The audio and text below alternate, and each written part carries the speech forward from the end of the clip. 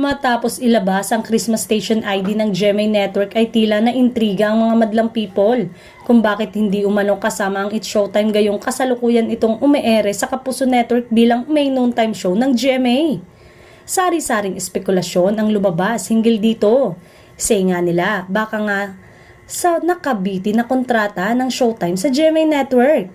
Kumakalat nga kasi ang chika na hanggang December 31 na lang sa GMA Network ang It's Showtime ng ABS-CBN Studio. Tahimik lang ang mga taga-GMA Network pati ang mga taga-kapamilya. Noong una ang sabi, 6 month lang daw dapat ang kontrata ng Showtime sa GMA at extended lang daw hanggang sa end of the year.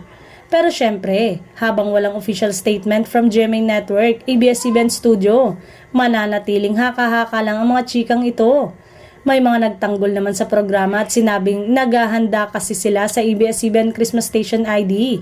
Ayun naman daw ang kanilang network kaya doon talaga sila lalabas.